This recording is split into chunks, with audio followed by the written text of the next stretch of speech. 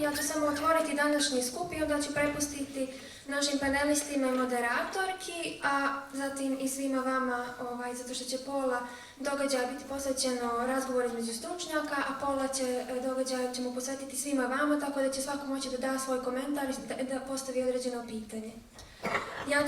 Napravila sam kratak uvodni govor, samo radi konteksta situacije i ovog našeg događaja.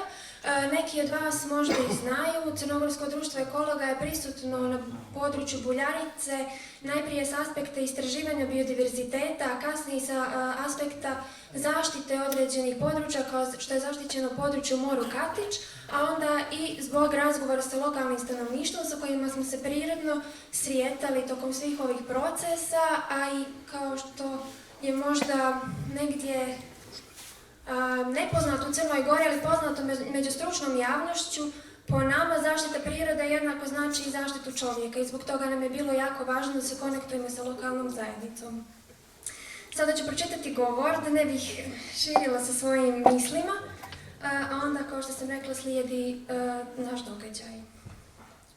Dragi prijatelji, mještani, gosti i panelisti, dobrodošli na razgovor o budućnosti Buljarice, mjesta koje je istovremeno simbol ljepote, potencijala, ali i nepravde i zapuštenosti. Buljarica već 10 godina nema važeće lokalne planove razvoja. Prostorno-urbanistički plan, PUP, nije izrađen još od 2014. godine, a detaljni urbanistički plan postoji samo za Buljaricu 1 i on je odavno zastario. To znači da je Buljarica više od deceniju ostavljena po strani, bez jasne vizije razvoja, bez ulaganja u život mještana i bez zaštite njene prirodne i kulturne baštine. Kontradiktornost i sukob vizija i interesa jasno su uočljivi u prostornim planovima Crne Gore, gdje je Buljarica čas predstavljena kao prostor koji treba zaštititi i pažljivo razvijeti, a zatim u nekom drugom, jednako važnom dokumentu, ili kao što je slučaj sa najnovijim prostornim planom, koji je krovni dokument razvoja Crne Gore, to jest u istom tom dokumentu Buljarica je uz viziju zaštite istovremeno predstavljena kao prazan poligon za izgradnju ogromnih turističkih kompleksa, iako jedan scenario jasno isključuje drugi. Ta kontradikcija najbolje pokazuje uzrok našeg glavnog problema, ali i priliku za djelovanje, jer ni država ni opština još nijesu odlučile šta žele od Buljarice. A mi, kao građani i mještani, izgleda da nemamo dovoljno ni uticaja, ni glasa, ni snage, a možda ni zajedničke vizije, da zajedno zahtijevamo ono što nama i Buljarici zaista odgovara. Zanimljivo je i da su nezavisni timovi stručnjaka za Buljaricu radili vrlo detaljne i sveobuhvatne i kvalitetne master planove. O njima ćemo nešto kasnije čuti nešto više od gospodina Radija Ratkovića. Međutim, ti planovi od momenta izgradnje stoje u fiokama i nikada nijesu iskorišteni prilikom izrade prostorno-planskih dokumenata. U međuvremenu, opština Budva i država, nezavisno od trenutne vladajuće partijske strukture, na Buljaricu reaguju samo kada se pojavi neki megalomanski projekat ili neki sumnjivi investitor, dok ćute i kriju se, kao što je slučaj i danas, kada mještani zovu u pomoć. Na ovom događaju naglas ćemo se zajedno zapitati zašto je sve to tako. Zanimljivo je i indikativno to što uprkos brojnim pozivima, podsjećanjima i urgencijama ovdje danas nema ni jednog delegiranog predstavnika opštine Budva. Predsjednika Skupštine opštine, vlasnika zemljišta u Buljarici i jednog od glavnih pokretača trenutnih tajnih sastanaka u budućnosti ovog područja, Petra Odžića, pozvali smo da kao panelista učestvuje na ovom događaju. Nakon duge tišine sa njegove strane, uprkos s našim upornim podsjećanjima i urgencijama upućenim iz Skupštine opštine, prekjučer smo dobili kratak mail sa obavještenjem da gospodin Odžić ne može da dođe. Na molbe upućene predsjedniku opštine, glavnom gradskom arhitekti i drugim adresama sa te institucije da delegiraju bilo kog drugog relevantnog predstavnika, dobili smo samo tišinu. Uprkos tome što smo i preko medija i socijalnih mreža pokušali da ih pozovemo. Uz zdravorazumsko zapažanje da je nemoguće da su baš svi relevantni predstavnici opštine u nemogućnosti da dođu, njihova tišina i odsustvo glasno poručuju da su ili potpuno nezainteresovani za ovu temu ili da možda ipak ne žele da u cijelom ovom procesu učestvuju na transparentan i inkluzivan način, uz stručnu javnost, već isključivo da vode proces na tajnim sastancima koje sami organizuju, na kojima ne pitaju mještane za ideje i želje, već govore i lobijaju za prodaju kao jedinom razvojnom rješenju Buljarice. Dok se političari i investitori igraju i vizijama, priroda i ljudi ovdje žive stvarnost. Na ovom događaju zapitat ćemo se zbog čega naša lokalna samouprava nije sposobna da više od 10 godina donese ni prostorni ni detaljni plan upravljanja ovim prostorom. Zbog čega opština ne odgovara na pozive i molbe mještana koji traže ulaganje u najosnovniju infrastrukturu, koja je pravo svakog građanina i uslov pristojnog života i razvoja malih autentičnih biznisa i turističkih ponuda. Zbog čega lokalno stanovništvo nikad nije pitano, najprije za lične, a zatim i za zajedničke ideje, vizije i želje u vezi sa Buljaricom, već se mještanima decenijama nude isključivo dvije opcije i uporno daje ultimatum. Da li biraš da prodaš zemljište ili biraš da ti ono bude oduzeto shodno najnovijem pažljivo kreiranom setu zakona o javnom interesu i eksproprijaciji. Da se zaista radilo o dobrobiti mještana i prostora, o očuvanju identiteta i autentičnosti, Buljarica bi odavno imala pažljivo uređenu putnu infrastrukturu, sistem za otpadne vode, uređene kanale, obnovljene paštrovske kuće, povezane lokalne preduzetnike i plan razvoja koji podržava i ljude i prirodu i čuva identitet i autentičnost kao naše najveće blago. Srećom postoje pojedinci koji pokazuju da drugačiji razvoj nije moguć. Odnosno, jeste moguće. Mještani koji nude autentičnu hranu, čuvaju pejzaž i svoju ponudu zasnivaju na kulturnim i prirodnim vrijednostima. Najbolji dokaz njihove uspješne ponude su upravo turisti koji se iznova vraćaju u Buljaricu, bježeći upravo od betona, od svuda istih elitnih naselja u prirodu, mir i ljepotu. Srećom, u regionu postoji primjeri gdje su se lokalne zajednice ujedinile, pa postoje čak i čitava sela koje zajedno vode biznise zasnovane upravo na autentičnostima prirode, lokalnim seoskim proizvodima i kulturnoj baštini. Ovakvi primjeri uvijek podrazumijevaju cijelogodišnji turizam, a ne masovni turizam ograničen na ljetni period. Podrazumijevaju socioekonomski razvoj zajednice, a ne iseljavanje i prodaju.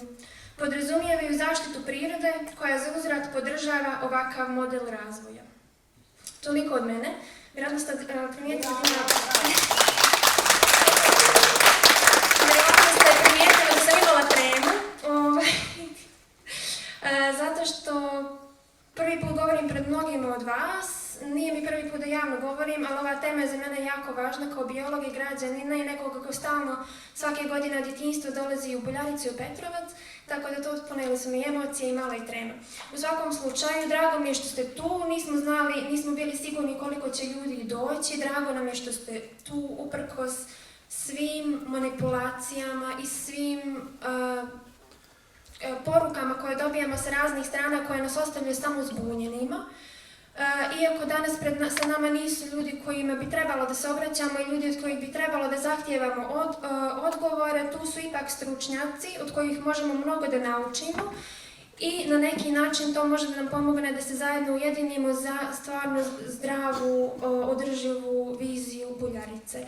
Sada pozivam Jelenu Marojević-Galić da nam se pridruži, ona će biti moderatorka na ovom događaju, a i pozivam naše paneliste koje će ona predstaviti. Hvala. Predstavila me Jelena, ja sam Jelena Marojević-Galić i zaista mi je zadovoljstvo što ću večeras biti ovdje u ulozi moderatora da pokušamo strukturirano večeras da razgovaramo o budućnosti Buljarice i o ovoj temi koja već godinama izaziva veliko interesovanje, ali i veliku zabrinutost. Buljarica je jedno od rijetkih preostalih netaknutih područja na Crnogorskoj obali. To je prostor izuzetne prirodne, pejzažne i kulturne vrijednosti. Spoj mora, močvarnog sistema, obradivih polja i zaleđa koji čuva duh Crnogorskog primorja. Mnogi će reći da je upravo ta raznolikost ono što čini Buljaricu jedinstvenom.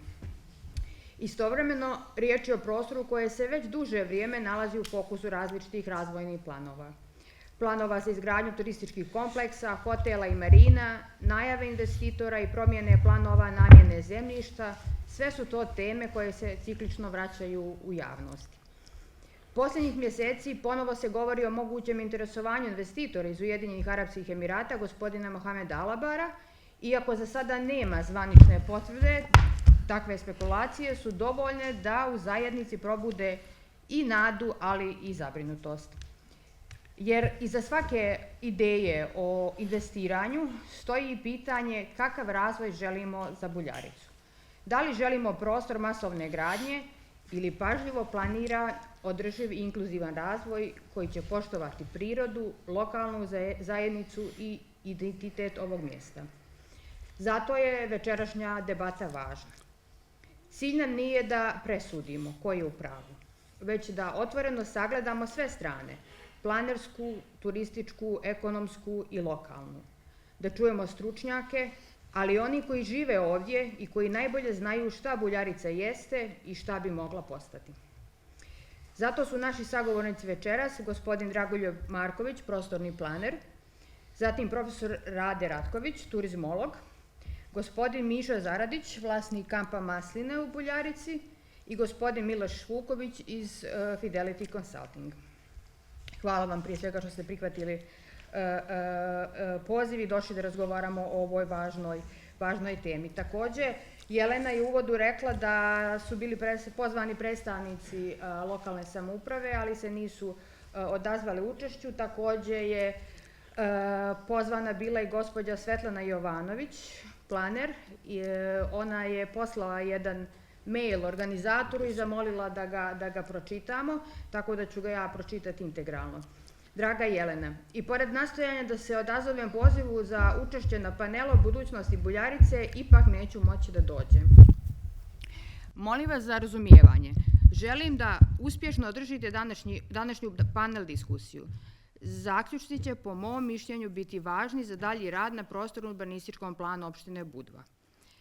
S obzirom da sam nedavno imenovana za direktorku Agencije za planiranje prostora Crne Gore, želim da znate da će agencija biti otvorena za sve vaše konstruktivne predloge po pitanju razvoja Buljarice i ostalih vrijednih prostora u Crnoj Gori, gdje je osim razvojnih ciljeva neophodno sagledati sve aspekte zaštite prostora i očekivanja lokalnih zajednica.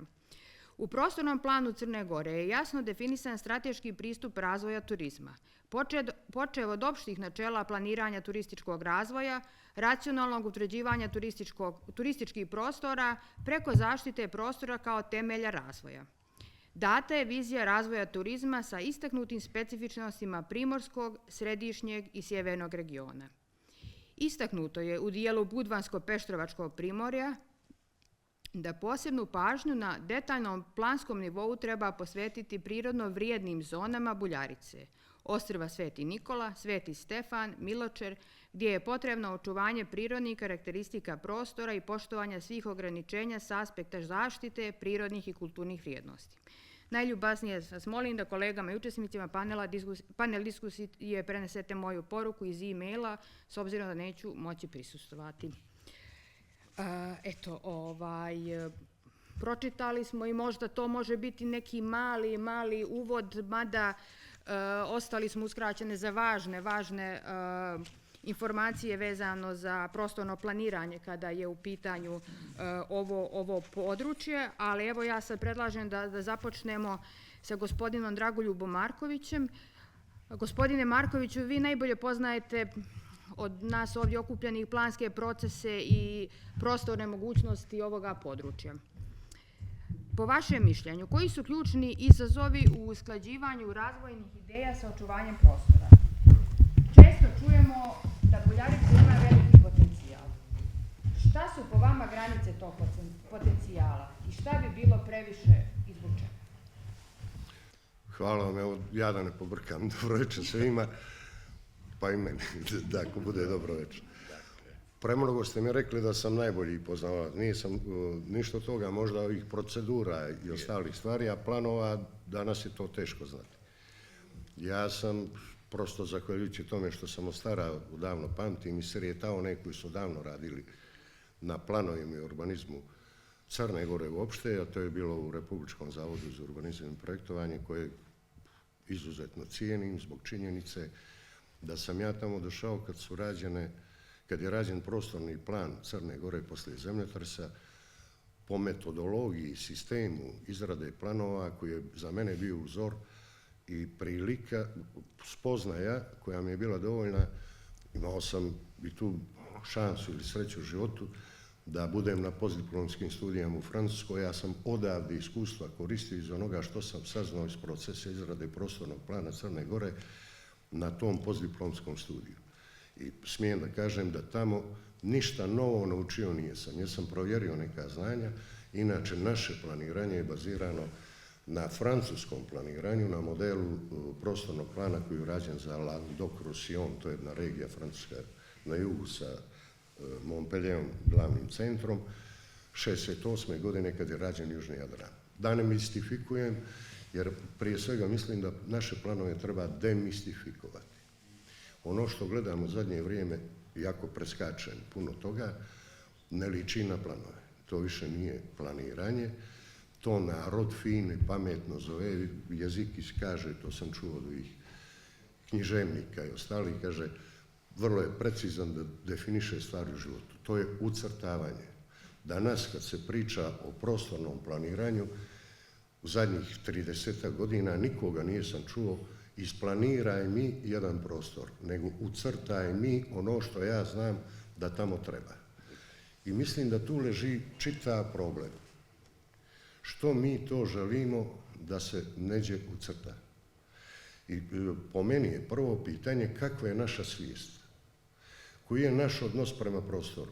Da li je prostor roba kojom treba da trgujemo, ja kažem piljarimo da bih karikirao da se bolje shvati, ili je to nešto više od toga?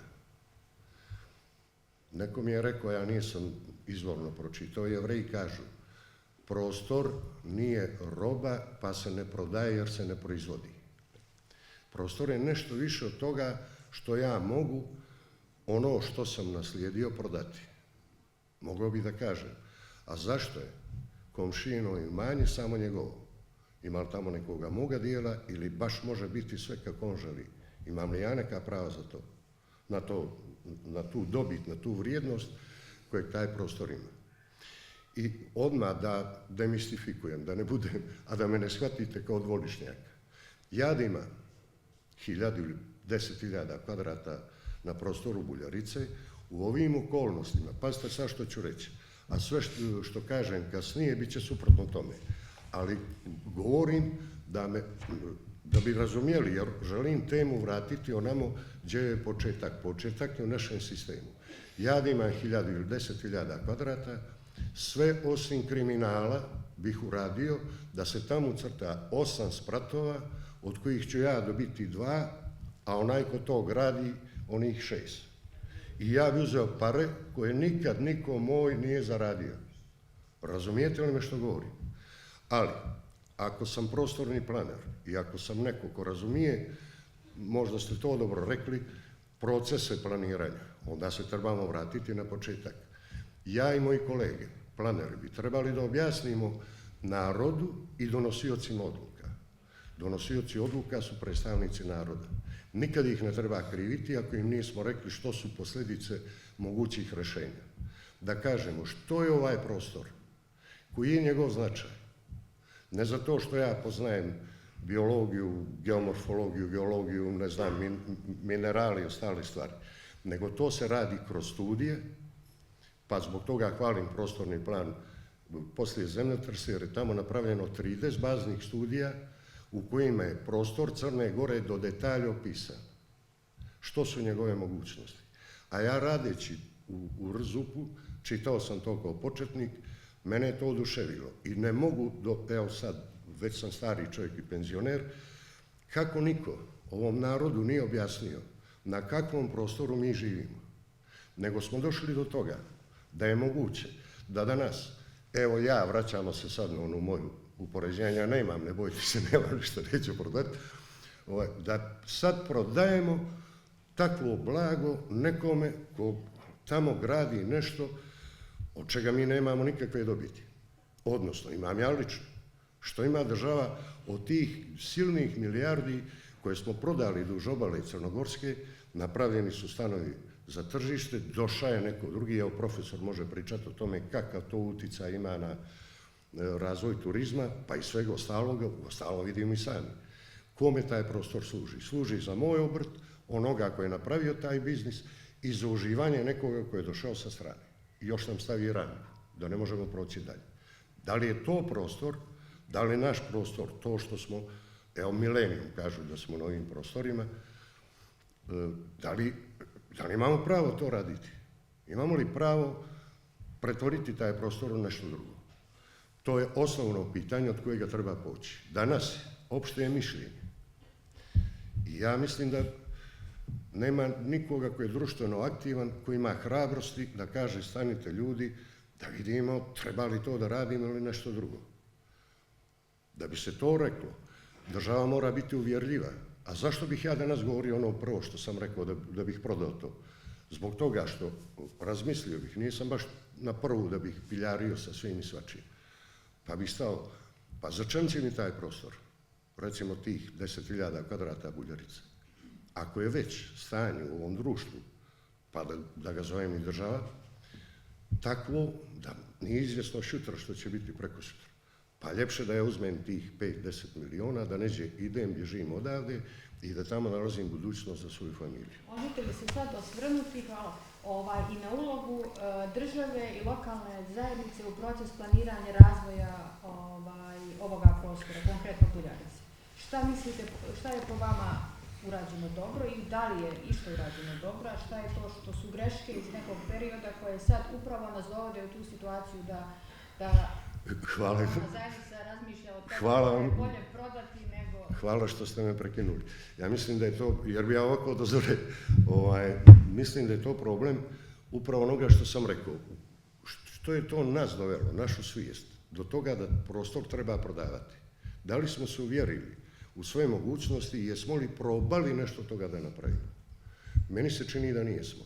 Od vremena, od pada socijalizma, a malo i prije toga je počelo sa nekom gradnjom, o tome je pisao Branko Horvat, ne o Crnoj Gori, nego uopšte zašto kod nas na Primorju se investiraju pare u te stanove, kako sekundarno stanovanje, kako se zove po svijetu. Razlog je bio u tome što ti ljudi koji su imali višak para u Jugoslaviji nisu mogli da ga plasiraju u proizvodnju.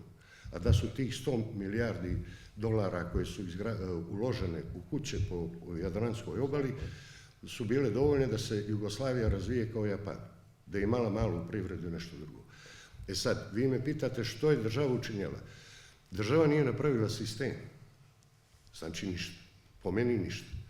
Da je stanje ovako kako je kod nas, u Francuskoj, to sam često pričao i na javnim skupovima, da jedan poljoprivrednik iz okoline Pariza može, na način kako se to kod nas događa, da obezbijedi, da se na njegovu parcelu nacrta kuća, stanovi za tržište, ja mislim da bi i oni, isto ono što sam ja rekao, da bi svako od njih prodao tu zemlju. Zašto? Zbog toga što mu donosi toliku dobit da on ne može u 3 generacije poljoprivrednom proizvodnjom, iako je plodna zemlja i ima tržište, ne može to da nadomjesti. Ali država prije svega postavi normu, pa planiranje je to.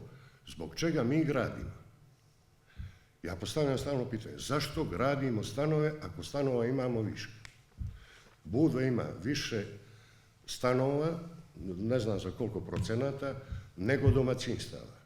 Zašto ljudi gradimo stanove dalje? Ulcin, to znam pouzdano, ima više stanova nego stanovnika. Elementarno. Što je onda pitanje? Država treba da izgradi sistem u kojem će usmjeravati korisnike, prostor da se racionalno koristi. U ovakvoj situaciji, kad to ne čini, kad imamo poreze na višak stambenog prostora, ne znam koliki su, trivijalno nešto što nije dovoljno da se može živjeti. Znači nije postavila osnove za zdravo planiranje. To je ono što je problem u ovom momentu. A iz toga proizilazi more drugih stvari. Ovo što sam rekao, ne znam što bi učinio, da ne pričam sad na javnom mjestu što to znači. To je podloga za korupciju. Ako ja mogu da obezbeđujem vatajući veze, da ne kažem što drugo, ili šarmirajući nekoga da mi ucrta nešto što mene lično odgovara, eto, znači, prije svega, da bi mogli da odlučujemo što ćemo da radimo kao država, trebali bi da napravimo sistem koji garantuje da će prostor biti racionalno iskorišćen. A kako? Ja nisam toliki kreativac u ovom momentu da kažem kako treba Buljarica da izgleda. Ali, ako bih radio plan u takvim okolnostima, angažovao bi sve žive eksperte da mi kažu koji su potencijali toga prostora. Bez veze ću reći, karikature radi, da bi se razumjelo, na primjer, da postoji neko južno voće koje se može tamo gajiti, pa tom narodu koji su vlasnici tamo kažete, evo ljudi, gajite tu i tu kulturu, imat ćete trajnu dobit, moćete da živite od toga i tako dalje, tako dalje. A spriječio ono što taj prostor čini, ne samo prostor, zajednicu narušava. Vi ne znate ko će doći da živi ako napravite stanova koliko ste po Budvi napravili, imat ćete Budvu. Hvala. Neki zahtjev bi bio da u teoriji prostorno planiranje i zaštita prostora bi u stvari trebala da idu ruku pod ruku, ali da to kod nas baš ne funkcioniše u nekom istom ritmu. Možda sad da vidimo kako je to sa aspekta turizma. Profesore Ratoviću, vi ste neko ko se već jako dugo bavi pitanjima održivog turizma, pa evo za vas jedno pitanje. Sa tog aspekta, koji bi bio po vama najprikladniji turistički model za Buljaricu, imajući u vidu i njene prirodne vrijednosti, pejzažne vrijednosti i s druge strane, da li vi trenutno vidite neke prepreke za razvoj takvog modela? Mi do sada imamo problem što nemamo modela adekvatnog primjerenog tržišnoj privredi, jer danas se kod nas investicionim menadžmentom bavi onaj ko ne bi smio time da se bavi, a to su država na raznim nivoima. Znači, opština, ministarstva, savjet za privatizaciju, to nisu prave adrese za dogovor o razvoju, nego moramo imati neke druge mehanizme. Dakle, prvo moramo da napravimo jedan model organizacije koji bi bio inkluzivan i koji bi sve nas uključio. To su nam savjetovali za 20 godina eksperti Evropske banke, čak su bili došli sa konkretnim papirima, predlozima i predložili da koristimo model javno-privatnog partnerstva gdje ćemo da uključimo sve zainteresovane strane, znači sve legitimne vlasnike i domaćinstva i pojedince i preduzeća mala, velika, srednja i tako dalje u jedan model i onda bi mi bili ti koji ćemo da napravimo tu organizaciju da se sa nama razgovara, a do države je da donosi razvojne strategije, urbanističke planove, da daje poslije urbanističke uslove i tako dalje, znači svaki svoj posao. Jer uvijek ako date državi, a u državi su političari, je li tako?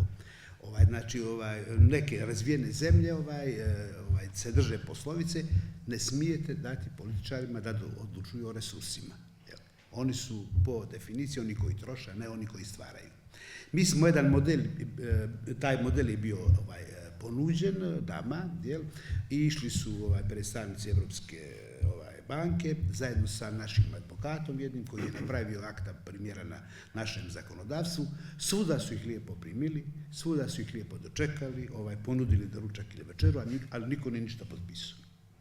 Tako da su oni pošli neobavljenoga posla, a svi projekti koji su bili, a njih je masa bilo za Buljaricu, projektne ideje, one su bile više ideje koje se odnose na nekretnine. Jedan je bio interesantan isto iz ovog arapskog svijeta, koji je rekao, za nas 2, 3, 5 ili 10 hotela ne znači ništa. Mi pravimo pametne gradove. Pa su onda napravili plan bili od Mišića do Prijevorca, onda Buljarica da se napravi kao neki stari grad, stariji od Budve, nekoliko milenijuma i tako dalje.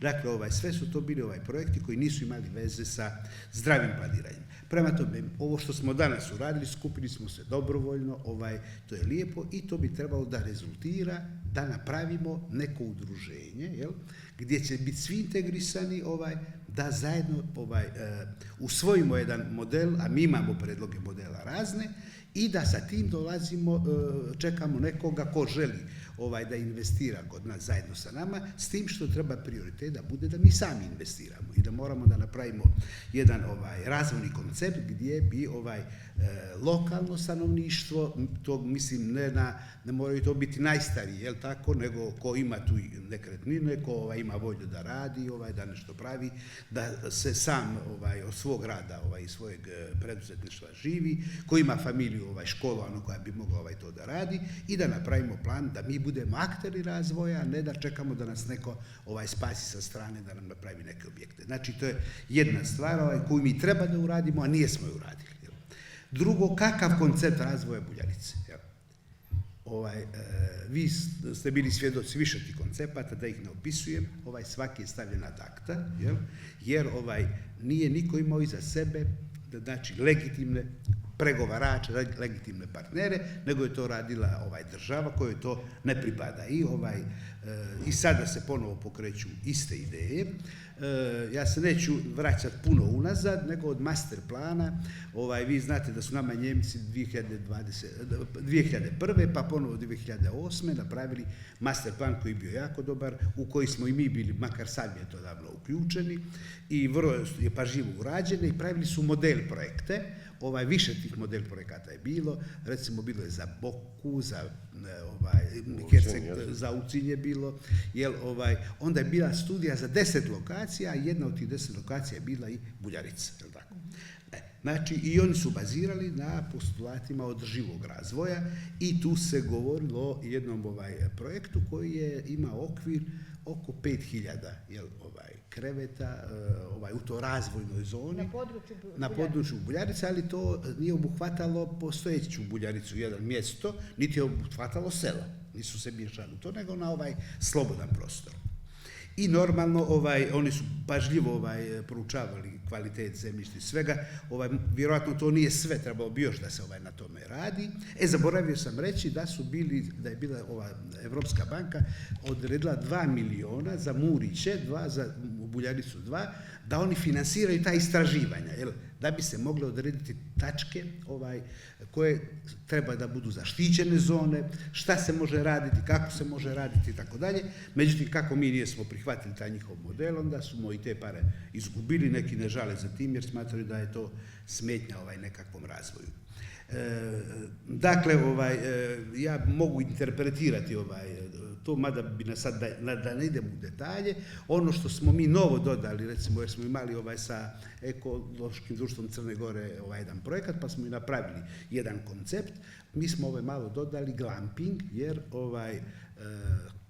je to nešto što je, naročito u postpandemijskom turizmu, postalo krajnje interesantno, a opet je interesantno za stanovnike ovih mjesta, znači od Reževića pa do kraja Buljarice, jer to su zainteresovani ljudi koji imaju tamo terene svoje i istorijski tome pripadaju i u takve investicije bi se mogli upustiti slobodno sami u jednom dobro isplaniranom projektu i kad bi imali bankarsku podršku, puno ljudi ima djecu koji su školovani i za turizam i koji umjesto da imaju ovdje priliku, tu priliku traže i nalaze u razvijenom svijetu, kojima trebaju, nama ne treba, mi sve govorimo da nam nisu dobro školovani za nas, a u Ameriku pođu pa i zadrže tamo, u Njemačku pođu pa i zadrže tamo.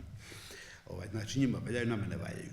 Eto, to je što sam mislio vezano za, da kažem, vezano za koncept razvoja Buljarice, znači mi imamo koncept, on se bazira na ovom master planu koji su radili Njemci, to je i sa njihove strane kao održivo, samo smo ga malo nadgradili sa postulatima i popeli se malo prema selima, jer bi trebalo da ruralno, znači to je jedna cjelina i po tom našem bi bilo sa selima, sa svim zajedno i sa kampovima, ne više od 7-8 hiljada kreveta za cijelu Buljaricu.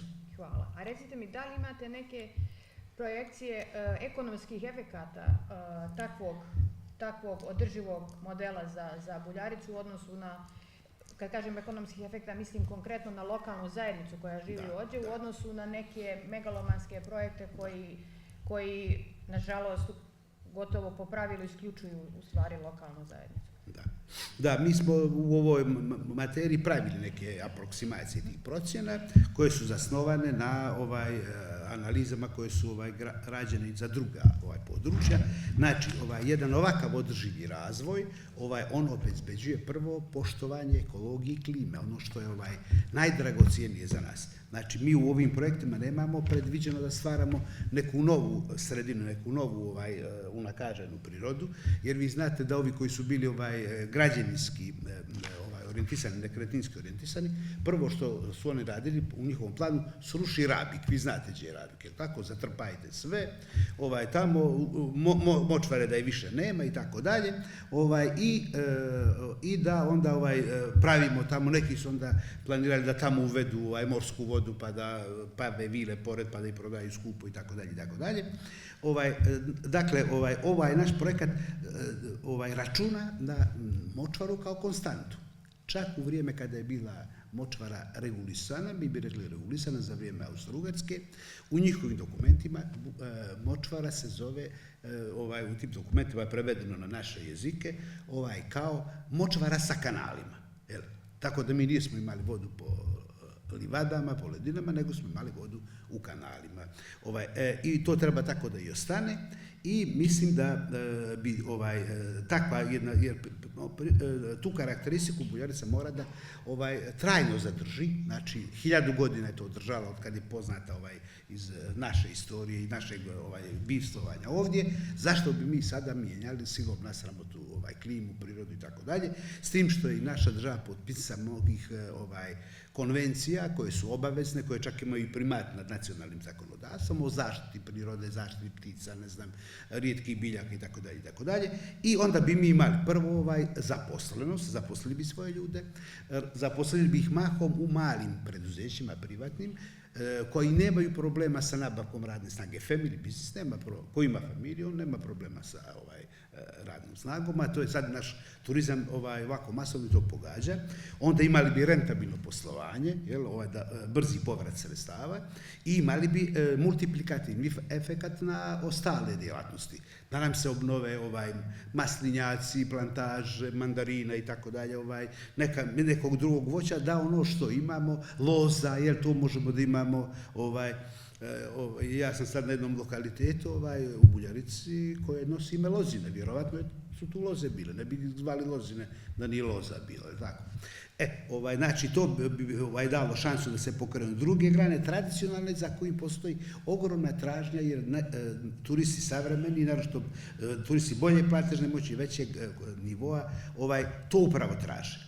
Za nasuprot tome, ova masovna gradnja, šta ona uradi? Promijeni klimu, tako kao što vidimo, stanovi po Budvi sijavaju, zgrade, zaustavljaju propuhe, niko ne traži da se poštuje ruža vjetrova, mi kad smo pravili Slovensku plažu imali smo obavezu da imamo posebno nacrtana ruža vjetrova i da dokažemo da nismo ništa blokirali od toga, jer onda je postojala država koja je vodila računa o tome, danas radi kako hoće, dakle promijenimo klimu, degradiramo situaciju, onda zanemarimo gradnju infrastrukturnih objekata, jer njih ne možemo da prodamo, pa nemamo gdje da se parkiramo, jer teško funkcionišemo po ulicama i tako dalje. I ko profitira u tome? Profitira onaj ko gradi, ko organizuje gradnju. I ne može svako organizovati gradnju. Znači, profitira onaj ko ima prođu kod onih koji dolazi iz inostranstva da operu pare. Da počne neko od vas da radi i ja s vama zajedno, mi ne bi ništa prodali, crkli bi u tom biznisu, ali onaj koji ima šemu da taj novac sivi iskoristi, onda on može da gradi. Dakle, to je problem, profitiraju oni koji ne bi trebali da imaju ove poslove, onda dolaze neki drugi ljudi i pravimo neprepoznatljivu destinaciju. Meni jedna drugarica iz Zagreba koja je udata u Sloveniju prije, ne znam, 10-15 godina, došla i sad to je bila jedna ekipa, imali su savjetovanje u našoj zgradi Akademije znanja u Budvi, oni su za djecu sa posebnim potrebama škole bili i tako dalje i sjednemo ispred Mogrena i sad oni malo počnu temu, pa jeste li morali da gradite ove visoke zgrade, baš blizu starog grada i tako, znači. Pa rekao, ovo je kod nas bilo ono ratno vrijeme, sankcije, rabote, nekako da to pravdamo, država oslabila, ali valjda ćemo to sanirati i tako dalje. A ona kaže, povešću ja vas u jedno lijepo mjesto, Petrovac, kaže, da vidite vi što je pravo primorsko mjesto, dođe sa njim u Petrovac i plače. Ne može Lazareda naći, ne može da prepozna grad. Znači, još se više vidi posljedica ove gradnje, koja ne bi trebala da ima mjesta ovdje, nego Budva. I, znači, tu su zanemarljivi efekti u gradnji rezidencija i mi ne bi smjeli da imamo nikakvih mogućnosti da se grade više rezidencijalna naselja i stambene zgrade za tržište, za sekundarno stanovanje. Hvala profesore i hvala na ovom podsjećanju lijepom da nekad manje znači u stvari više. Tako je. I hvala na ovoj priči o jednoj lokalnoj inicijativi, o jednom modelu koji upravo dolazi iz lokalne zajednice, a mi smo svi u ovim nekim uvodnim obraćanjima pričali, pominjali da bi razvoj nekog područja apsolutno morao biti u korist, a ne na štetu lokalne zajednice, tako da nam je to i fin uvod za sljedeće. Mogu li samo jednu rečenicu prije nego odem? Da se izvinim što ću da idem i da samo kažem, recimo, mi smo pokušali za ovakav razvoj Buljarice da damo jedan slogan, pa recimo, ne znam kako vam se sviđa, Buljarica, ruralna Venecija. Ruralna Venecija. Znači, do svakog glampinga može da se dođe sa barkom i tako dalje. Dobro, hvala vam, ja moram na rođendan unuku. Sa nama, kao što sam najavila, gospodin Miša Zaradić, vlasnik kampa Maslina ovdje u Buljarici. Gospodine Zaradiću, vi već godinama živite i poslujete u Buljarici. Zašto ste baš izabrali da razvijete taj eko kamp i kako iz vaše perspektive izgleda razvoj Buljarice i interes prije svega lokalne zajednice? Dobro večer vama i hvala na pozivu.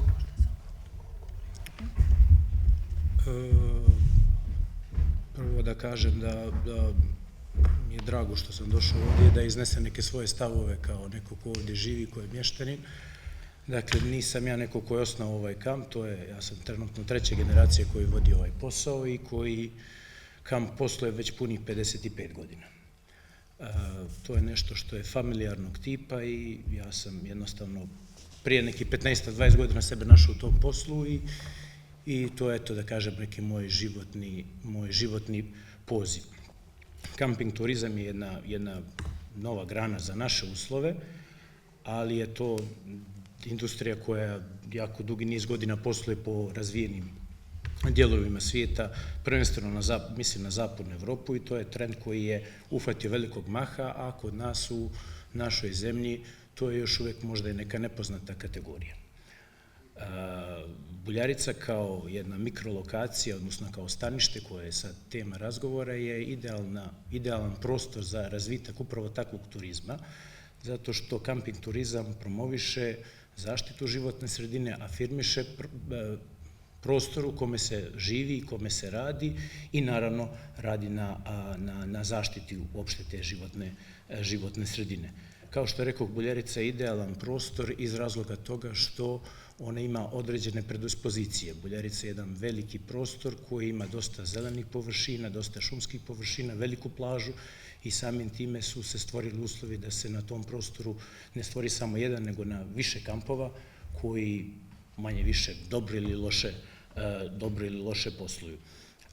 Buljarica je, naravno, to su te neke dobre strane Buljarice iz razloga toga što su to prirodni aspekti koje je priroda stvorila, koje smo mi kao lokalna zajednica svojim radom i djelovanjem doveli do toga, a naravno imamo i onu lošu stranu. Loša strana je prvenstveno ta infrastrukturna neopremljenost koja, gdje mi vapimo za tim nekim najosnovnijim infrastrukturnim stvarima zadnjih par decenija.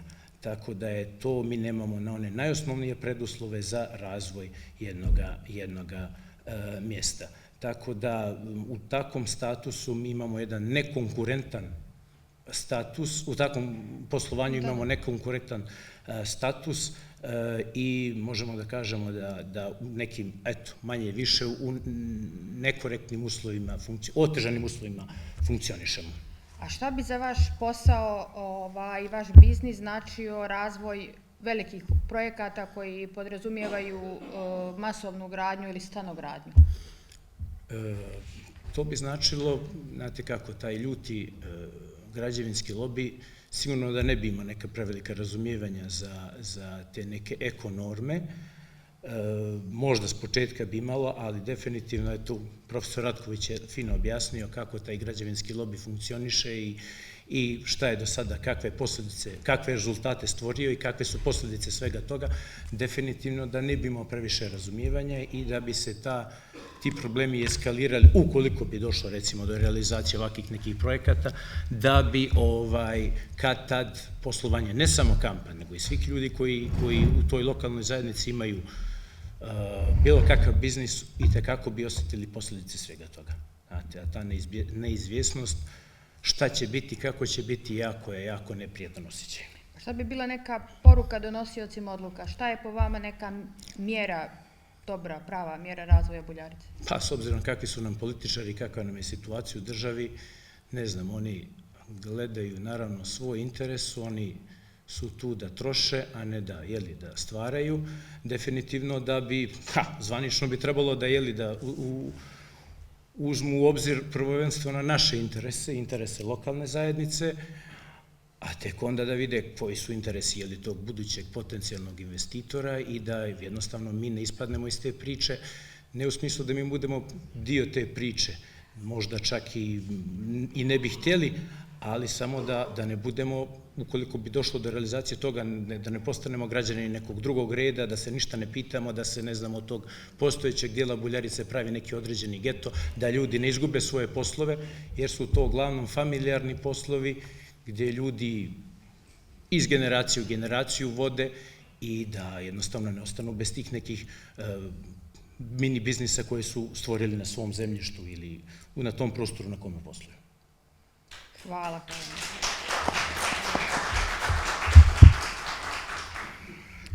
Da čujemo sada iz perspektive nekog ko se bavi ovim ekonomskim temama i razvojnim projektima.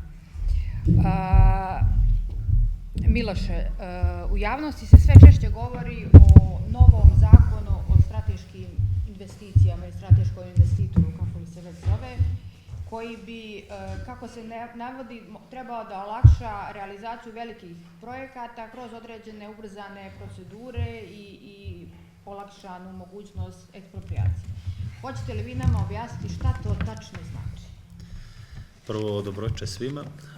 Hvala na pozivu organizatorima i svim vama koji ste petak večer izdvojili i investirali svoje vrijeme da nas čujete i da čujete što ćemo da vam kažemo i što imamo da kažemo na ovu temu. Izbrojao sam oko 60 ljudi. Iskreno nisam očekivao da će doći ovoliko ljudi, tako da hvala sa moje strane vezano za to. Kad sam se pripremao za panel, pokušao sam da formulišem koja bi bila neka glavna rečenica koju bi vam poručio, a mogu da vam kažem da se sprema najveća otimačina prostora u poslednjih nekoliko decenija. I to se radi iza leđa, ispod žita, i to se radi u 4 oka ili već što li oni rade. Prije nego što krenemo u izlaganje, želim da zahvalim takođe Crnogorskom društvu ekologa, jer su napravili jednu bazu podataka gdje su izmapirali cijeli prostor Buljarice 1, Buljarice 2.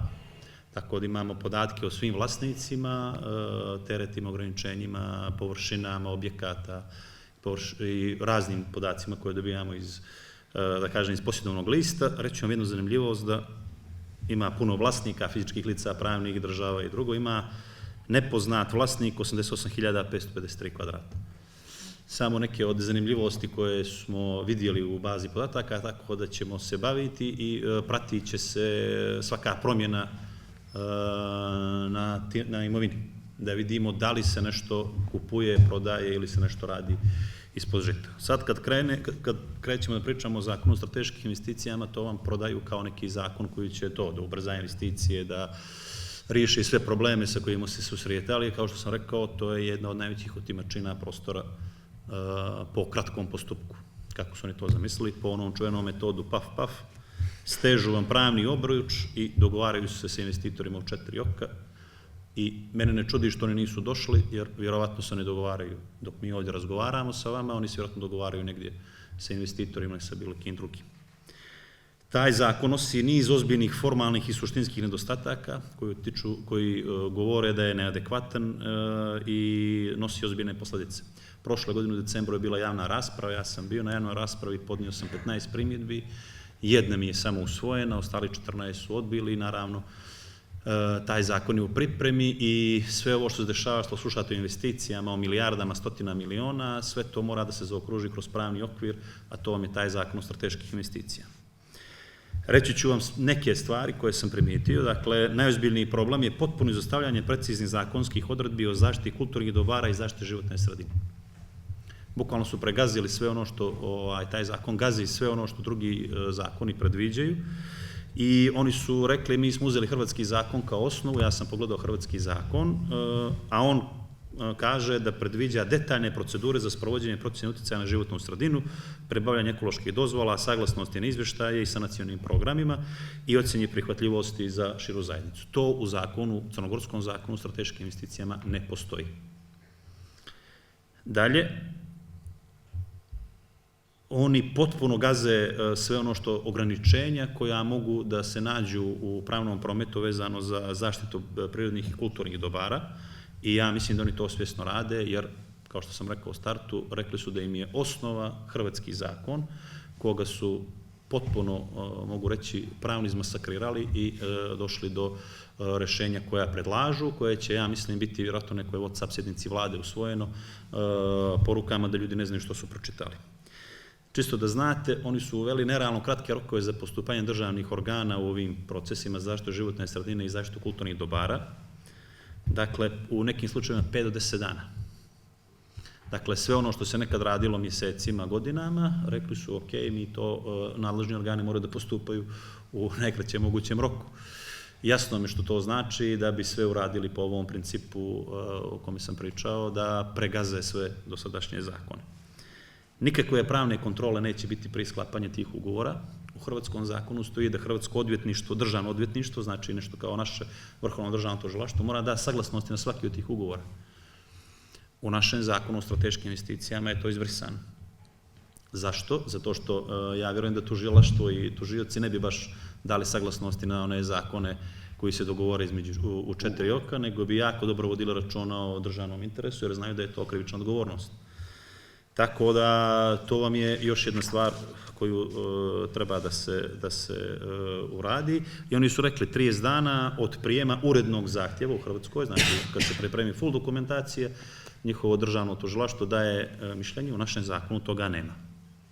Dakle, namjerno se ugovori mogu sklapati bez prethodne pravne promjene, znači vi dobro znate što to znači u državi u kojoj smo vidjeli što se desilo zadnjih 10 godina i moram reći sve ono što do sada dešavalo će vam biti smiješno u odnosu na budući pravni okvir koji taj zakon će da donese. Koruptivne prakse, netransparentni dogovori, sve to će oni da kažu u redu, ali mi imamo zakon o strateškim investicijama i to se direktno vas tiče jer će jedna od lokacija na koju su investitori bacili oko je Buljarica. Tako da ako oni proglase Buljaricu strateškim, kako oni kažu, projektom od strateškog značaja, interesa, on potpada pod taj takozvani fast track ili brza procedura i gazimo sve ostale pravne poretke i idemo da radimo to i to sa prostorom.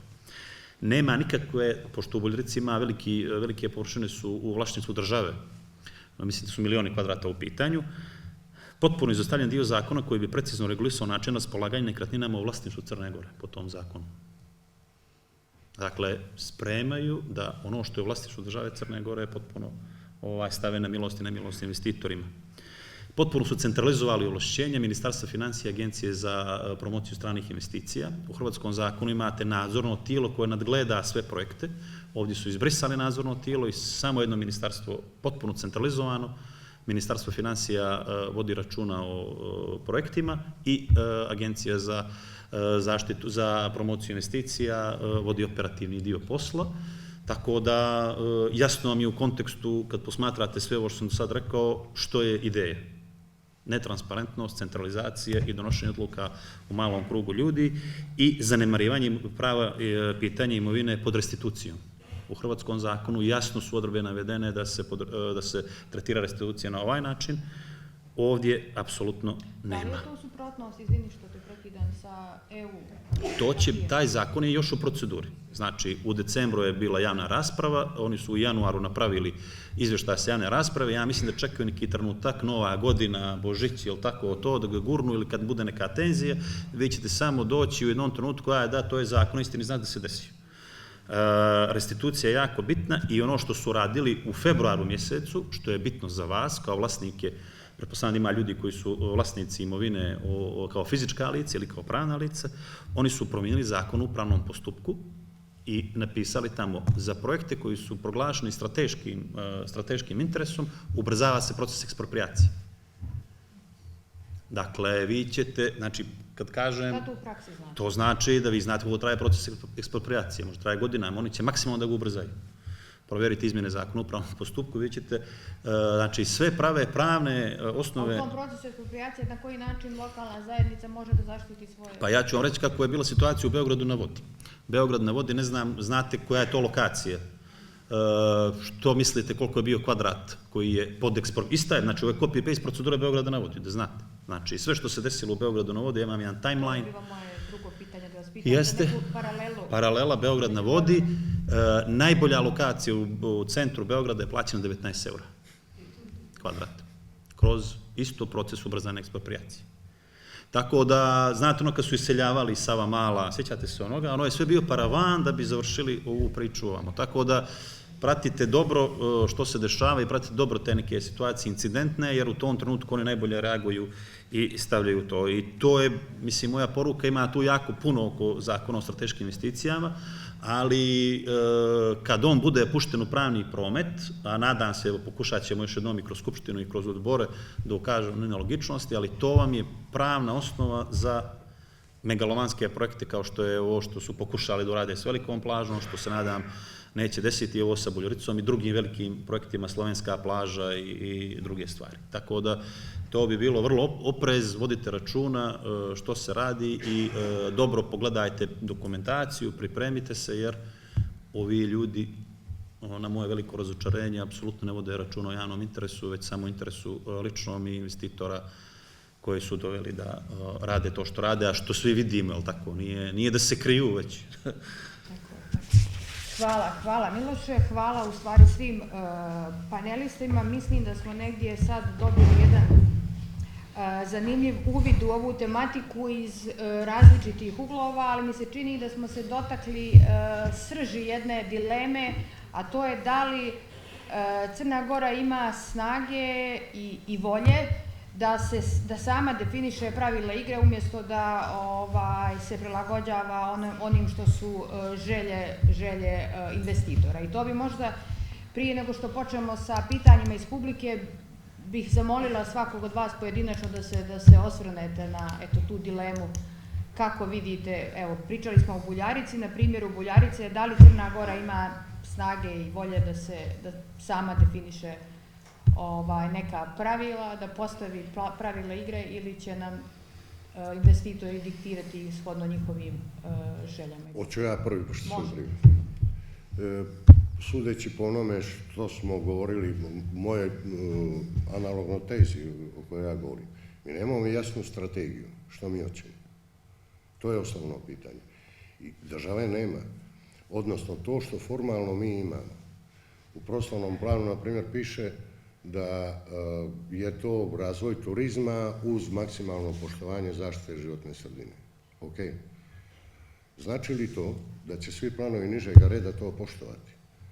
Ja znam iskustvo prethodno, ajde da ne kažem iz kojega plana sad da ne. Jer ista struktura koja odlučuje o tome ili struka kaže, a može se na osnovu takvoga plana napraviti nešto što je potpuno suprotno. Razumijete? Mi nemamo jasna strateška opredjeljenja i nemamo čvrste mehanizme da njih sprovedemo. Mi smo imali iz prostornog plana Crne Gore poslije zemljotresa, nema gradnje na Budvanskoj rivijeri ispod magistrale, izvan postojećih naselja. Mogu turistička naselja, a ne može stambena gradnja. To je bio osnov. Kad sam ja radio u ministarstvu i nosio nekakvu funkciju tamo, odnosno imao nekakvi zadatak, mi smo na osnovu toga vraćali planove koji su se odnosili na to područje. jer su predviđali stambenu gradnju umjesto ovoga. To je kasnije porušeno i više niko o tome ne vodi račun. Na kraju, danas vi možete da nacrtate turističko naselje, ono bude kondo hotel. Što god radili, bit će stanovi za tržište. I po meni, to je ovo što smo čuli od kolege, ovo je, ja nisam upućen, nisam pratio ovaj zakon o strateškim, ali mi nemamo ovo što govorim, što mogu da tvrdim iz prakse moje, mi nemamo jasna opredeljenja, ali kristalno jasna, zna se što može, što ne može. Turizam da, ovo drugo ne može. I što se tiče Buljarice, profesor Rade fino o tome govorio. U svim planovima koje sam ja vidio, a gledao sam planove od 68. na ovamo, to jeste za turizam. I ovo što on kaže, dajte, ali turizam, lokalno stanovništvo, vlasnici, nek oni razvijaju. Mi nismo u periodu tranzicije naučili da pravimo konzorcijume, da mi postanemo investitori, pa se napravi zašto mora neko sa strane da dođe. Ali dobro, ako nemamo za to, ako radi hotele, neka dođe ili Bog da i neka ima svoju zaradu. Ali ne daje Bože stanove za tržište, jer je to nešto, na kraju ne znam zašto to mi ne bi mogli raditi. Zato bi svako mogao dobiti kredit, jer je to skoro perpetuum mobile u biznisu. Hvala. Miloše, da li Pa, mislim da sam rekao u ovom izlaganju, meni liči kao da investitori su došli u kafanu i naručuju što će. Jer nije mi jasno da neko može da dođe i da mu date prazno parče papira, evo ti, mi ćemo ti ucrtati ono što ti hoćeš.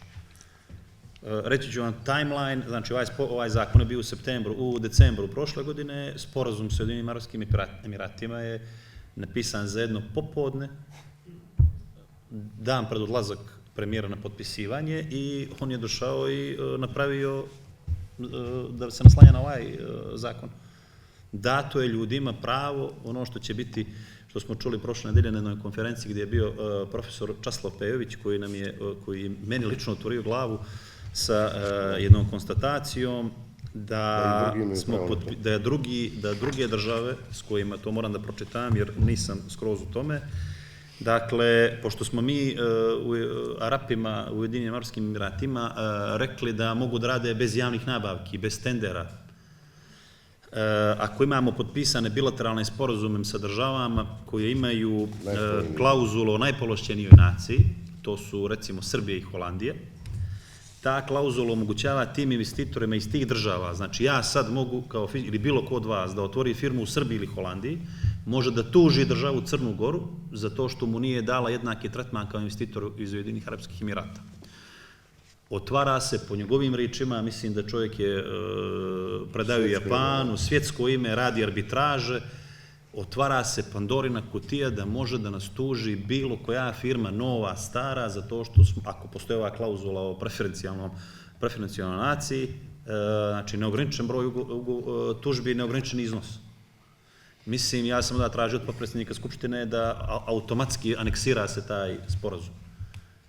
I on se bio zaprepastio kad mu je to rekao, tako da nosi jedan rizik ogroman i za to, kažem, stavili su investitorima prazno parče papira, evo radite što god hoćete, uopšte nisu razmišljali kakve posledice to nosi. Tako da, s moje strane, znači veliki oprez, kad neće ljudi da razgovaraju sa vama, vi iz opštine i na nivou države, to je jasan znak da se nešto iza brda valja i da oni dogovaraju, imaju viziju i sad će pokušati to da vam u neku oblandu stave, da vas na kraju krajeva, da budem potpuno otvoren, da vas prevare. Izvinite, samo jednu rečenicu, neću dugo. Strašno je što je moguće, a to sam vidio na jednom slučaju, da ga opet ne pominjem, da je moguće proglasiti javnim interesom izgradnju stanova za tržište. To je... I stratešku investiciju. Javni interes je strateška investicija, ali nama strategija to što je tumor u prostoru. Hvala. Mišo, da li biste vi nešto prokomentarisali? Pa dobro, ja sad lajk u svemu ovome, ali eto, neki moj sud u svemu ovome da je ovo sve što su sad kolege ispričali djeluje kao jedna noćna mora i što kaže kolega, ako je javni interes da se grade stanovi za široke mase, onda je stvarno nešto je trulo u državi Danskoj, odnosno u Crnoj Gori. Hvala. Sada vrijeme za vas. Izvolite, vidim već gospodina Mijovića. Ja bih samo zamolila kad se javite da se predstavite. Ime uložila €1 milion u izradi jedne sveobuhvatne studije upravo za razvoj Buljarice. Šef tog projekta sam bio ja. I ne samo tog projekta u smislu njegove realizacije, nego ja sam napisao lično projektni zadatak. Konsultovao sam se tada sa prijateljima ovde iz Petrovca i Buljarice kako da to uradimo. I tada smo osmislili taj sistem javno-privatnog partnerstva o kojem je gospodin Ratković govorio.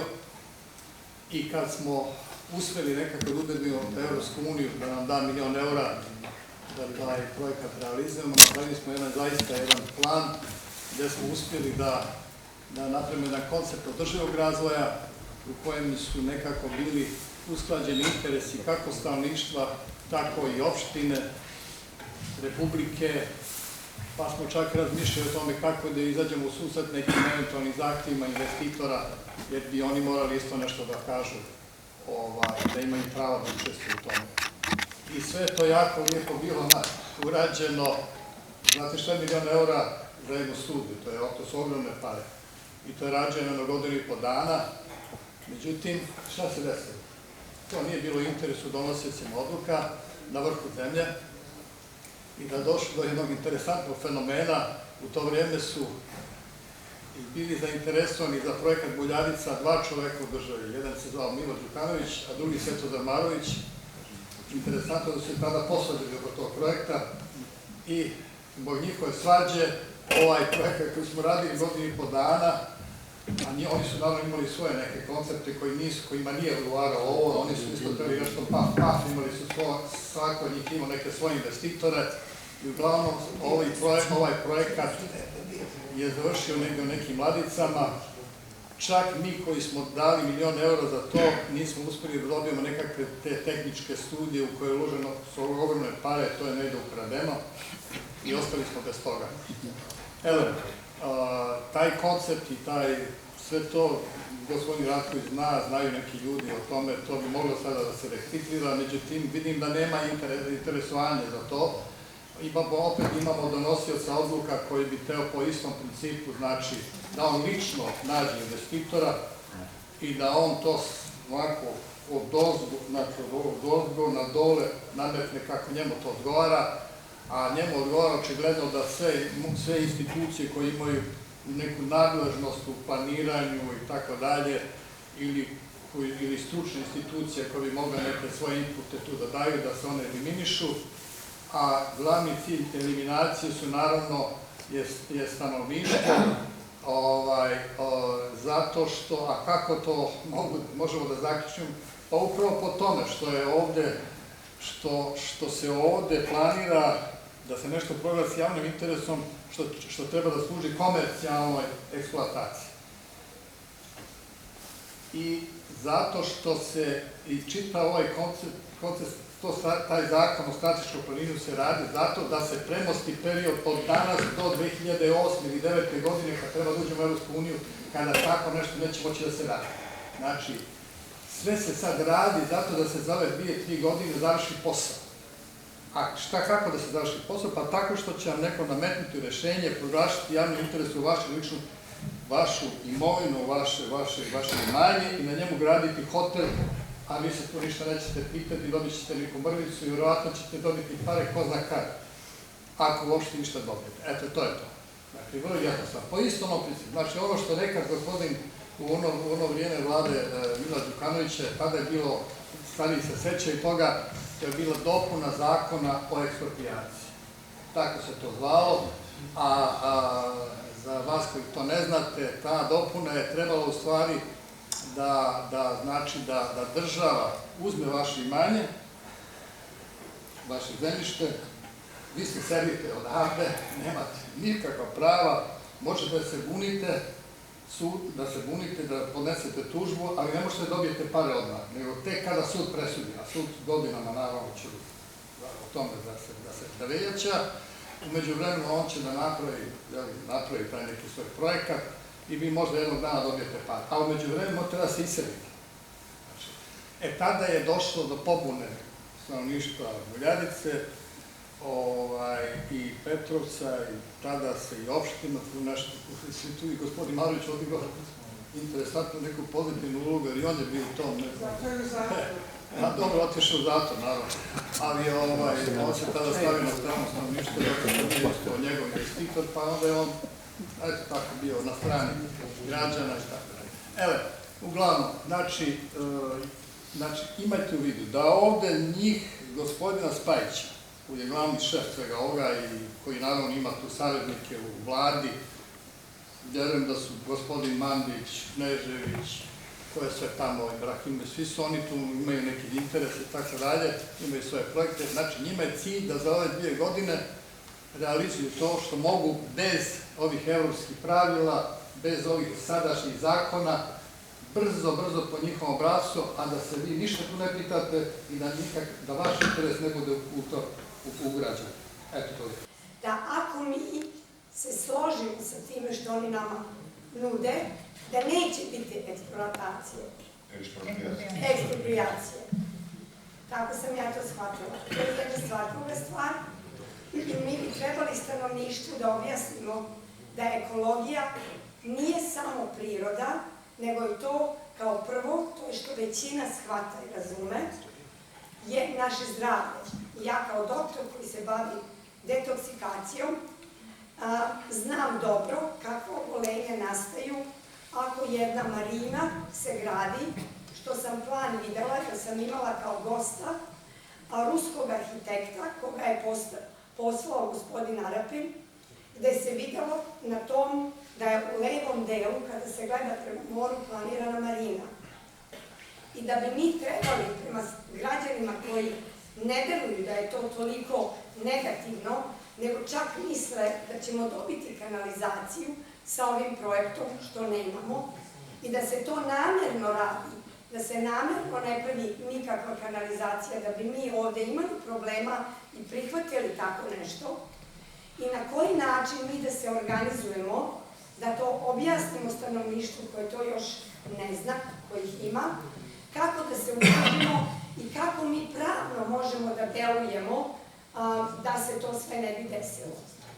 To je u suštini, ja mislim, sada najbitnije da ne izađemo odavde, a da smo tu samo u vazduhu. Jer su Ulcinjani svi bili, ja mislim, i vlasti i opozicije su bili protiv onakvog načina, ali mislim da su oni naučili lekciju i da će oni raditi sve da vas podijele.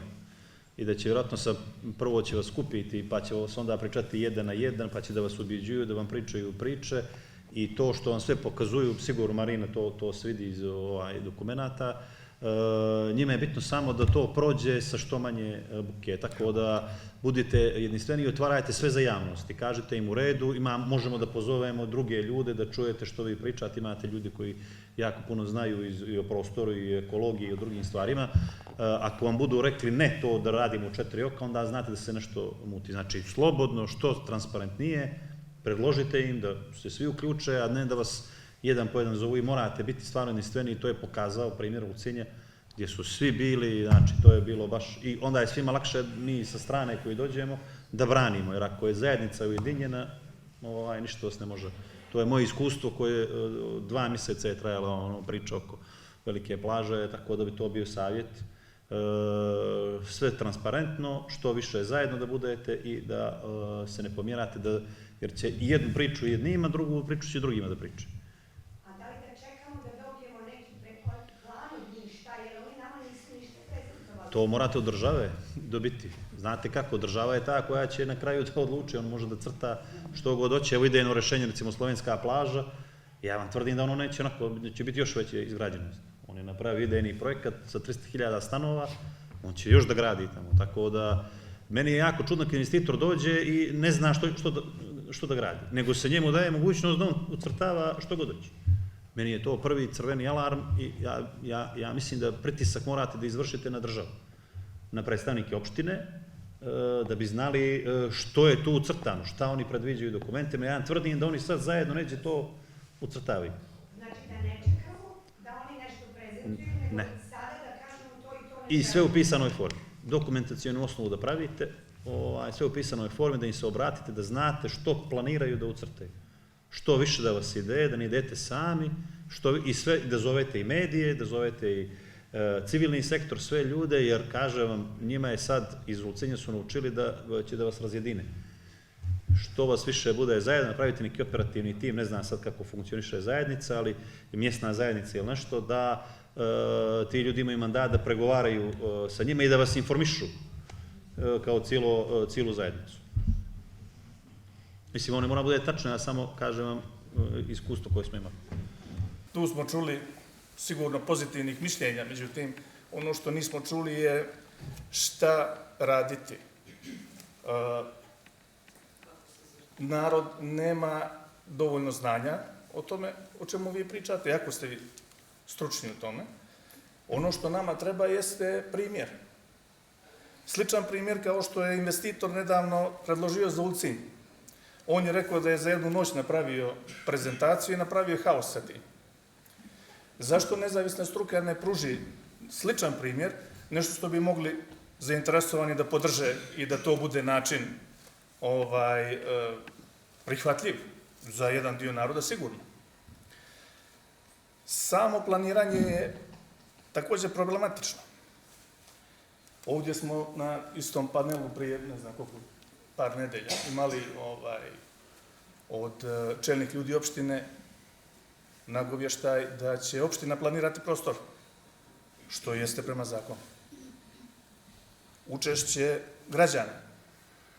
Znate koliko je javna rasprava, efekat minoran ili nikakav. Sa druge strane, sam taj zakon je derogiran sa sporazumom između naše države i Arapskih Emirata. Članom 9 Ustava, kao međunarodno priznati ugovor.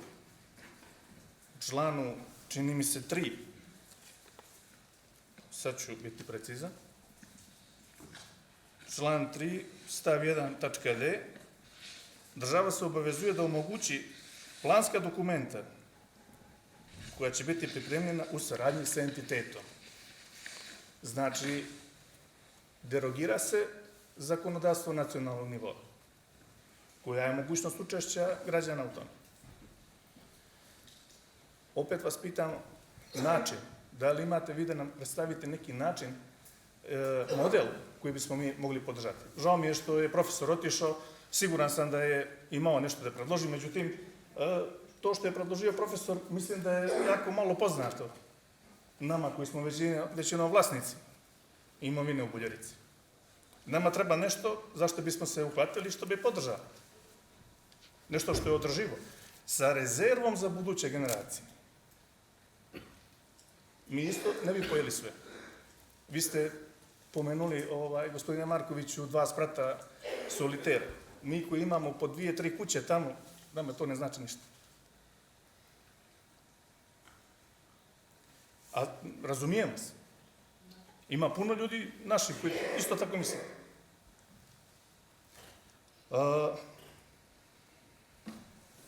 Vaše mišljenje u ovom dijelu planiranja, ovo su sve dobre intencije, ali kako ih sprovesti, koji način, imajući u vidu legislativu. Sa druge strane, pitanje bih postavio, zaboravio sam ime, nećete me pogrešno razumijeti, gospodine ekonomista, vezano za zakon koji ste pomenuli. Da li ste se obratili možda ombudsmanu, koji jedini ima pravo davanja mišljenja na nacrte zakona? Konkretno, i meni je to novo, nisam znao za donošenje tog zakona. Zakon o eksproprijaciji, pored svega što ste naveli, ima odredbe koji se tiču korisnika eksproprijacije, gdje je tačno navedeno ko može da bude korisnik eksproprijacije. Ne može svako da ekspropriše i da daje za stanove i za što god. Tako da, podložno je sigurno jednoj dobroj reviziji. Ja to vrlo dobro znam, jer sam to radio 15. godine kad je gospodin Mijović je pomenuo izmjene zakona o eksproprijaciji. To smo radili kod ombudsmana i izvojevali dosta jednu pristojnu pobjedu. Mislim da bi se to sada moglo isto uraditi. Vaše komentare. Da bih objasnio koliko nam fali svijesti, izvinite, evo govorim sebi da ne bi koga uvrijedio. a državi prije svega da zna što je to strateško njeno opredjeljenje i strateški interes. Ako je za državu, još ponovit ću to, strateški da neko pravi stanove za tržište, to je po meni katastrofa. Mi smo za ove prostore se borili, da sad ne upadamo u patetiku, ali jedan put da piljarimo, da to dajemo nekome drugom. Što se tiče planskih opredjeljenja, zaista ulaziti u detalje je dosta škakljivo. Ono što znam pouzdano da, a vjerujem u te planovi, taj iz 68. i ovaj poslije zemljotresa, da su cjelovito i kvalitetno rađeni. A to podrazumijeva i dobre analize i kvalitetnu sintezu, dobre predloge i različite varijante, pa ocjenjivanje tih varijanti, naravno uz javne rasprave učešće građana. Tada jesu bili drugačiji ciljevi nego što su danas, jer smo bili u drugom poretku. Ali vjerujem da je turizam pravo opredjeljenje za Buljaricu. To nije polje preveliko za poljoprivredu, a za turizam je jak potencijal. Imamo primjer slovenske plaže za koje je profesor prije neki dan na televiziji govorio da je to hotel koji se isplatio za 12 godina. A znamo da analize danas pokazuju preko 20 godina da treba. Ja mislim, ovo o čemu je on govorio, sa glampingom uz to naselje turističko koji bi bilo na najsavremenijim principima valorizovan prostor, čuvajući svu okolinu, ovo što je ideju govorio, napravljena je studija, vjerujem da je to dobro rješenje i da mi na tome trebalo raditi. Treba naći model kako se on, a za to nisam stručnjak, kako bi se mogli organizovati da dođete do to. Nije sigurno lako i ja, evo, da budem jasan, ne bih bježao od toga da se uključi strani investitor, odnosno investitor, bilo koji, zašto strani, i domaći, koji ima para, ko može da doprinese realizaciji toga projekta. I ono, kako je rekao gospodin Mijović, naravno i onda ima neku svoju korist, ali da se napravi nešto što je održivo. Po meni, ono što vam mogu reći, osnovna opasnost je da li turizam svakako, a ne stanovi nikako. Eto, to je nešto što vam ja mogu reći. A ovo su drugo tehnike koje zaista ne znam. Znam jedno, da u zakonu piše na 5 mjesta učešće javnosti pri izradi planova.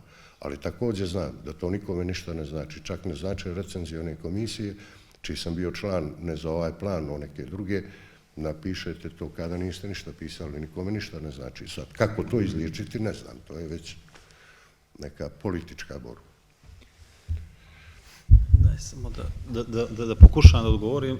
Nemojte očekivati da je civilni sektor nešto svemoćan pa može da radi. Mi smo svi imamo neke svoje poslove redovne i radimo i trudimo se koliko možemo sa resursima koje imamo da pomognemo kad vidimo zajednicu. I mislim da vi morate da vodite proces za sebe. Ponovit ću, kao što je Ulcin radio za Veliku plažu.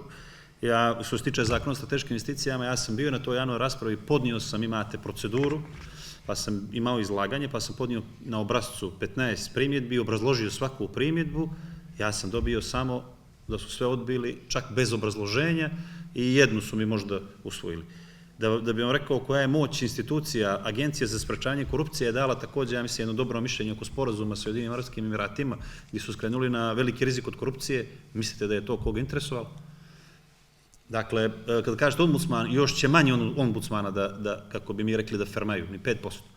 Dakle, mislim da vam je po meni borba da vidite što se planira da se ucrta. Jer, čisto da vam kažem, sporazum predviđa, ako budu došli iz Ujedinjenih Arapskih Emirata, da država investira u komunalno opremanje, energetsku infrastrukturu i sve. I to su, za Veliku plažu, to su milijarde u pitanju, ovdje je sigurno 100 miliona također dok se to sve sredi. Tako da ja ne znam kako će to sve da izađe, ali vi morate donositi procese, mi možemo da se uključimo, neko više, neko manje, ali nemojte očekivati da mi preuzimamo, barem ja mogu u svoje ime da pričam, da preuzimamo ingerencije, ono što država sama neće da uradi. Jer ovdje je neko namjerio lokaciju, vidio je da mu nije prošlo na Velikoj plaži, ovo mu je druga, možda ima još jaz ili nešto tako, i to su ti veliki developeri koji imaju ozbiljne pare, imaju ozbiljne resurse. Mi smo mala zemlja sa slabim institucijama i oni će da pregaze koga god da bi došli do određenog cilja. Tako da vi se organizujete neki operativni tim, moj bi vam savjet bio, dilite informacije, zovite javnost, medije, ljude iz struke, ovakve stvari i budite u komunikaciji non stop, jer će vam samo jednog dana doći i neko će vam reći, ovdje se gradi to i to. Mogu li ja sam? Hvala Miloše, ja iz uloge moderatora ne bih trebala da nešto komentarišem, ali ovo što on rekao, napravite operativni tim možda ako imate snage i zajedništva, pošto smo ovo čuli od panelista da se i vjerovatno i noće crtaju neki planovi, nacrtajte vi svoj. Nacrtajte svoju viziju, gdje vidite i kako vidite Buljaricu za 10 godina i dajte to vladi, postavite uslov. Pa onda nek se ucrtavaju planovi i prostorni i bilo kakvi drugi. Eto, to bi negdje bila dopuna ovoga što je Miloš rekao. Izvini, Jelena, prekinula sam te. Naše organizacije i toga kako smo, ne mogu reći spasili, ali odložili uništavanje jednog jako vrijednog područja u Crnoj Gori. Radi se o kanjonu Komarnice, o kom smo čak imali problem da lokalna zajednica je bila potpuno tiha. Nije imala svoj stav, ili imala stav neka se gradi, tamo nema ničega i tako dalje. Mi smo uspjeli da nakon, mogu reći, možda godinu dana našeg rada, a bazirajući se isključivo na ekološkim vrijednostima, da ne pričamo sada o dodatnim drugim vrijednostima, da odložimo taj proces na više godina. I došli smo do toga da naši zvaničnici kad odu u Brisel na posjetu, prva stvar, to mi je rekao ambasador u Briselu iz Crne Gore, prva stvar koju ljudi tamo koji dođu čuju kažu crveni karton za Komarnicu, ne smijete da je gradite. A zašto su im to rekli u Briselu? Zbog toga što smo mi lobirali Evropskoj zajednici, objasnili smo im zbog čega, odnosno objasnili smo im pozadinu i namjeru ljudi koji hoće da brane hidroelektranu koja nema smisla po ekspertskim mišljenjima. I onda su oni dalje lobirali na nivou državnom da toga ne smije da dođe.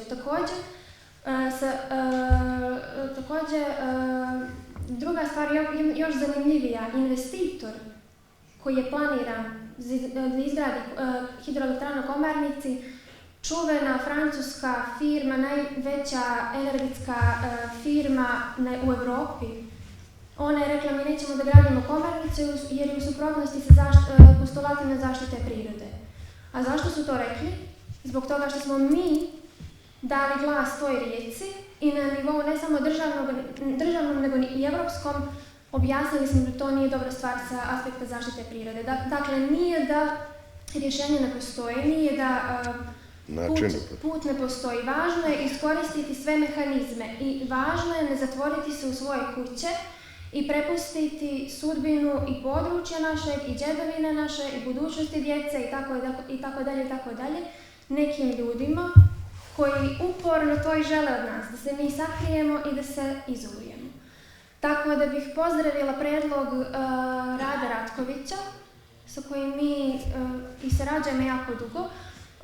On je rekao da predlaže da se formira organizacija. Nemojte tu sad odmah da misli taj neki NVO, nemojte da imate neke predrasude. Neka se formira bilo kakvo tijelo, ne mora da bude na početku ni formalno. Inicijativa. Važno je da se lokalci međusobno povežu, da se vi kao mještani međusobno povežete i da se odnekle krene.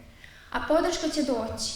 Mi kao Crnogorsko društvo ekologa, kolege iz našeg civilnog sektora, kao što su pomogli sa velikom plažom, daće sve od sebe da pomogli i sa Buljaricom. Neko manje, neko više, ali ja vam mogu reći Crnogorsko društvo ekologa ne planira da odustane od Buljarice, tako da vi kada formirate...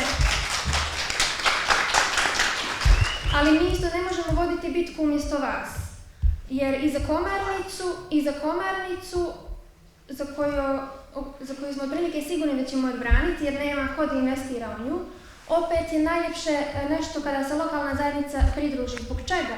Jer jednom čak i kad ta Komarnica ne bude izgrađena, opet lokalno stanovništvo ostaje van planova, ostaje kao neko koje je potpuno s krajnice strane i ne može u normalnim uslovima da živi u svojim selima. Dakle, opet se vraća sve na lokalce. Nebitno hoće li Buljarica ostati zaštićena ili ne, lokalno stanovništvo svakako mora da se udruži zarad sopstvenih interesa, zarad sopstvene dobrobiti, kako bi to područje napokon barem, odnosno mještani i područje dobilo najosnovnije što vam pravo i pripada od strane ove države i opštine. Tako da mi smo tu, vi se organizujte, ja ću ovdje ostaviti listu učesnika. Nismo htjeli namjerno da je dijelimo među vama, da ne bi bilo da ovo neki projektna aktivnost. Nije. Mi nemamo trenutno nijedan projekat vezan za Buljaricu, osim jedan mali za istraživanje kornjača, tako da ovo nije dio projektne aktivnosti, ali ostavit ću listu učesnika za slučaj da želite da ostavite vaš kontakt i onda mi možemo zajedno svi pričati kako da vam pomognemo u organizaciji, samoorganizaciji i kako da vam obezbijedimo eksperte i stručnu pomoć koja vam je potrebna. Kako biste vi onda na osnovu znanja, a i sopstvenog senzibiliteta mogli da kreirate sopstvenu viziju u vezi sa Buljaricom. Aleksandar Dragičević, građanski ekološki aktivista. Ja bih samo da vam kažem da nemamo puno vremena. Otprilike 5 mjeseci je ostalo da se izborimo. Da Zakon o strateškim investicijama je ključ svega. Znači nije ni Buljarica, ni Luštica, ni velika plaža, ključ svega je Zakon o strateškim investicijama. Ukoliko ne spriječimo Zakon o strateškim investicijama, nećemo uspjeti da sačuvamo ni Buljaricu. Ja vam to garantujem, zbog toga što će odjednom da se krene na mnogo projekata. Lušticu, Buljaricu, Kruševo, Čehotinu, Moraču, Beransku stranu, Jelovice, to je Bjelasice, na Žabljaku se planiraju golf tereni i još na stotine manjih ili većih projekata koje oni planiraju da označe kao strateške investicije. U tom trenutku samo one zajednice koje budu bile sposobne da fizički brane, moći će nešto da odbrane, a čak ni tada neće moći, evo zašto. Kada se usvoji Zakon o strateškim investicijama, mi sa ove strane nećemo moći da radimo ovo što se radilo na Komarnici. Nećemo moći da izmorimo državu i investitora zato što nećemo više imati alata. Nećemo imati javne rasprave, nećemo imati procjene uticaja na zaštitu životne sredine, nećemo imati elaborate koje možemo da obaramo, nećemo imati ama baš nikakav alat da spriječimo bilo šta. Zato je sad vrijeme. Znači, neće biti vrijeme kad se usvoji, sad je vrijeme. I vi ćete trebati da se organizujete, mi smo svi ostali tu sa strane, ali vjerujte da ćete vi da budete jedno od 10, 15 ili 20 žarišta u Crnoj Gori u istom vrijeme. Oni su to već dogovorili. Jelena je rekla da je Komarnica stala, jeste, ali što se tiče energetike, nas tu čeka sigurno 20 borbi u sljedećih pola godine. Solarne elektrane koje su već dogovorili, koje će se nalaze na Natura područjima, oko sela i tako da. Nas tu čeka Luštica koju planiraju ovaj dio okrenut ka moru da potpuno miniraju i survaju je dolje kako bi napravili nove plaže koje su u državnom vlasništvu. Nas tu čeka sljedeća situacija. Iako vam sada kažu da neće vršiti eksproprijaciju, svi projekti koje oni planiraju rade se fazno i niko od vas tu neće ostati za 2, 3 ili 4 godine. Na ovaj ili na onaj način oni će svi da vas istjeraju. Bilo ko bude sljedeća vlast po potpisivanju ovoga ugovora, morat će da vas iseli, jer će onda rizikovati država Crna Gora izgubi 400, 500, 700 ili 900 miliona eura. Nešto što nam je prošlo ispod radara, nije nam prošlo ispod radara, ali pratimo ga je, da spremaju najvjerovatnije opet otvaranje i rudnika Brsko. I te priče, koji je davno zatvoren, ušli su u pregovore sa starim novim investitorima.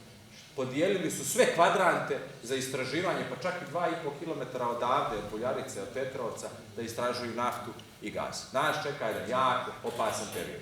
Ovaj Zakon o strateškim investicijama, koje i dobre stvari iz njega iz Hrvatske, koje je Miloš pročitao, one su izmijenjene tokom 2 godine civilne borbe u Hrvatskoj da taj zakon ne bude kao ovaj u Crnoj Gori. Mi te 2 godine nemamo, oni nama neće dozvoliti, mi smo ga usporili sa odbijanjem onih amandmana, da su oni amandmani usvojeni, bio bi usvojeni zakon, tako da moja poruka vama je da vremena nema ni malo, da se morate organizovati ako želite da sačuvate vi, jer vrlo brzo neće biti ni podrške sa centralnog nivoa, jer ćemo da se raspravljamo svi na jedno 100 strana. Pomozite nam da oborimo zakon o strateškim investicijama, jer bez njega neće biti ni Buljarice. Hvala vam.